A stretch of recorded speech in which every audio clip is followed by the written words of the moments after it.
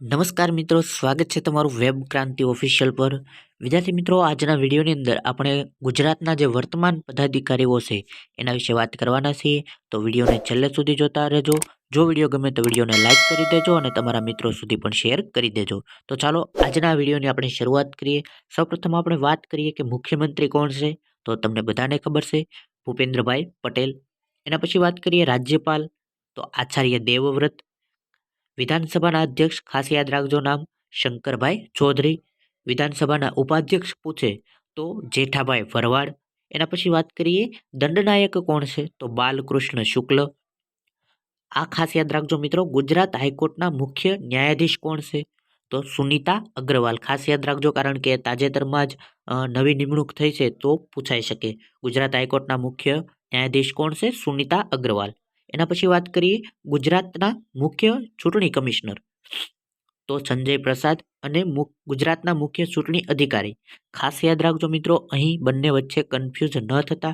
તમને એવું પૂછે કે ગુજરાતના ચૂંટણી કમિશનર કોણ છે, તો સંજય પ્રસાદ આવશે. પરંતુ તમને એવું પૂછે કે ગુજરાતના મુખ્ય ચૂંટણી અધિકારી કોણ છે, તો આવશે પી ભારતી. ખાસ યાદ રાખજો.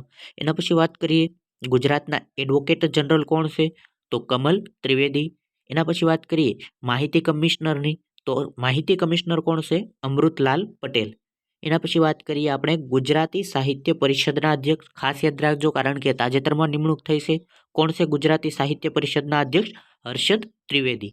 એના પછી વાત કરીએ ગુજરાતી સાહિત્ય અકાદમીના અધ્યક્ષ, તો યાદ રાખજો ભાગ્યેશ જહા. એના પછી આપણે વાત કરીએ કે હાલમાં જીપીએસસીના અધ્યક્ષ કોણ છે, તો બધા જ જાણો છો નલિન ઉપાધ્યાય સાહેબ છે. એના પછી વાત કરીએ લોકાયુક્ત કોણ છે, તો રાજેશ શુક્લ.